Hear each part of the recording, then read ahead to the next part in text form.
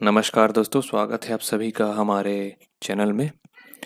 आज के इस ऑडियो लेक्चर में हम प्राचीन भारतीय जो इतिहास है उसके बारे में हम चर्चा करेंगे। प्राचीन भारतीय इतिहास के जो स्रोत हैं उनके बारे में हम चर्चा करेंगे। और जो तीन जो खंड में हम चर्चा करते हैं हमेशा इतिहास की, उसके बारे में हम इस ऑडियो लेक्चर में बहुत ही कम समय में बहुत कुछ जानेंगे। चलिए शुरू करते हैं। प्राचीन भारतीय इतिहास का जो अध्ययन है उसके अध्ययन में हमको बहुत सारी कठिनाइयों का सामना करना पड़ता है। और इन कठिनाइयों में एक है जो ऐतिहासिक जो स्रोत हैं उनकी प्रामाणिकता, उनके तिथि के संबंध में जो मतभेद है वो, और इन जो राजवंश हैं जिनके बारे में हम जानते हैं क्या वो वास्तविक रूप से जो उनका वर्णन है वो सही है या नहीं। कई बार अतिशयोक्ति से रूप में जो वर्णन है वो भी हमको देखने को इसमें मिलता है। साहित्यिक स्रोत जो है मेनली तीन प्रकार के होते हैं। पहला है धार्मिक ग्रंथ, दूसरा है लौकिक ग्रंथ, और तीसरा होता है जो विदेशी यात्रा है उनका विवरण। ये साहित्यिक स्रोत के अंतर्गत आते हैं। इसके बाद पुरातात्विक स्रोत आते हैं। पुरातात्विक स्रोत में साहित्यिक स्रोतों की तुलना में अधिक प्रामाणिक रहते हैं ये। ठीक, तो इसमें सिक्के आते हैं, बर्तन आते हैं, शिलालेख आते हैं, ताम्रपत्र आते हैं, मुहर आते हैं, आहत सिक्के, ठीक, भवन, चित्रकला, ये सब जो है पुरातात्विक स्रोत के अंतर्गत आते हैं। तो साहित्यिक स्रोत जो है उसमें धार्मिक साहित्य की बात करें तो इसमें जैन, बौद्ध, ब्राह्मण ग्रंथ, वैदिक ग्रंथ, अरण्यक, ये सब आते हैं। लौकिक में क्या होता है, जो लोक जीवन से संबंधित है या प्रशासन से संबंधित है, जिसका संबंध धर्म से नहीं है, वो ग्रंथ इसमें आते हैं। इसमें कौटिल्य का अर्थशास्त्र, बाणभट्ट का हर्षचरित्र, इस टाइप के जो ग्रंथ हैं वो इसमें लिए जाते हैं। विदेशी यात्रियों में हेन सांग, फाहयान, मेगास्थनीज, इस टाइप के जो विदेशी यात्री हैं इनके द्वारा जो यात्रा वृत्तांत या अपना ट्रैवलिंग का जो हिस्ट्री है उसको बुक में इन्होंने उतारा है। तो इन चीज़ों से हम इसको लेते हैं। तो ये है हमारे कुछ स्रोत के बारे में चर्चा।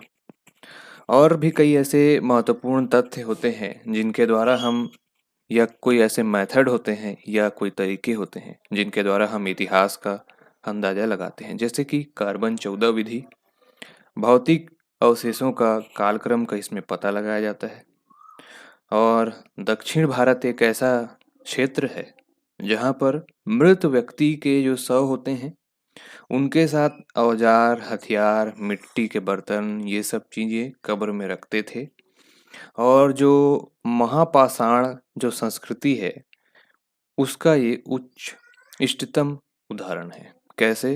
क्योंकि जो शव दफनाते थे जब ये, तब इन लोग उन शवों के ऊपर में बड़े बड़े पत्थरों के समूह को ढक देते थे या रख देते थे या जमा देते थे।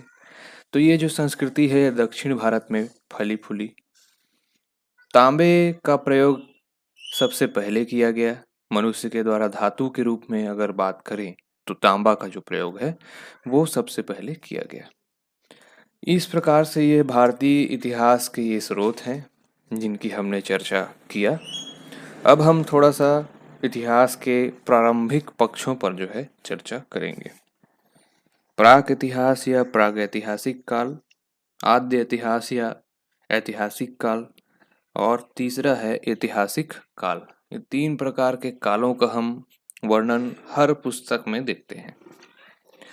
जिस काल का कोई लिखित वर्णन नहीं मिलता है, जिस काल के बारे में किसी की जानकारी का जो है पुरातत्व से संबंध रहता है, जानकारियों का बहुत अभाव रहता है, एकदम आरंभिक स्तर में इसमें चित्रकला, पाषाण पत्थर, ठीक है, ये सब रहते हैं, मिट्टी के बर्तन, खिलौने, इन्हीं से हम जानकारी एकत्र कर पाते हैं और अंदाजा लगाते हैं कि मनुष्य इस समय कैसा रहा होगा। दूसरा काल है आद्य ऐतिहासिक काल। इस काल में लेखन का प्रचलन तो हो गया था, परंतु वो लेखन को अभी तक हमने सही तरीके से समझ नहीं पाए हैं, डिकोड नहीं हो पाया है। इस काल में सिंधु घाटी सभ्यता को रखा जाता है। ऐतिहासिक काल में मानव विकास के उस काल को कहते हैं जिसके लिखित विवरण हमें प्राप्त हैं और साथ ही हमने इसको समझ लिया है। इन लेखों को हमने पढ़ने में हम सक्षम हो चुके हैं। तो सबसे पहले हम इन तीनों कालों में जो प्रागैतिहासिक काल है उसके बारे में चर्चा करेंगे। इसमें जो समय है वो है 5 लाख ईसा पूर्व से 2500 ईसा पूर्व तक के इसको माना जाता है। इसमें 5 लाख से 2500 ईसा पूर्व तक के इस लंबे समय में पाषाण युग को या प्रागैतिहासिक काल को इसमें रखा गया है, क्योंकि इस आरंभिक जो विकास होता है मनुष्य का वो बहुत धीरे धीरे होता है। धीरे धीरे हर चीज को सीखता है, प्रकृति में परिवर्तन देखता है। तो एक लंबा समय है। इसमें 3 काल है, पूरा पाषाण काल, मध्य पाषाण काल और नव पाषाण काल। बीच में उसमें उत्तर पाषाण काल भी रहता है। पूरा पाषाण काल में जो मनुष्य है वो आखेटक खाद्य संग्राहक होता है। ये करीबन इस ड्यूरेशन जो है इसका या इसका जो टाइम पीरियड है वो 4.5 लाख वर्ष है, जिसमें ये शिकारी रहता है, खाद्य संग्राहक रहता है। उसके बाद मध्य पाषाण काल आता है जो एक ट्रांजिशन फेस होता है, जिसमें ये अपने आप को इवॉल्व करता है। तो ये 10,000 ईसा पूर्व से 7,000 ईसा पूर्व के बीच में जो 3,000 साल हैं, इन 3,000 सालों में मनुष्य का जो ट्रांजिशन होता है, रूपांतरण होता है, बहुत ही अलग तरीके से होता है। पहले तो ये आखेटक और खाद्य संग्राहक रहता था, लेकिन इसमें ये आखेटक के साथ साथ पशुपालक बन जाता है मध्य पाषाण काल में। इसके बाद नव पाषाण काल में इन दिनों ये खाद्य का उत्पादन करना सीखता है। कहने का मतलब आरंभिक कृषि के साक्ष्य यहीं से मिलते हैं। इसमें फिर ये जब कृषि करता है तो जो फसल होती है उनकी रखवाली के लिए फिर ये वहाँ रहने लग जाता है, इसलिए ये वहाँ पर स्थिर समुदाय में रहता है। ठीक है, तो ये 3 कालों का चर्चा किया। अगले हम ऑडियो लेक्चर में आगे की बातें करेंगे कि पूरा पाषाण काल कैसा था, मध्य पाषाण काल कैसा था और नव पाषाण काल कैसा था। धन्यवाद।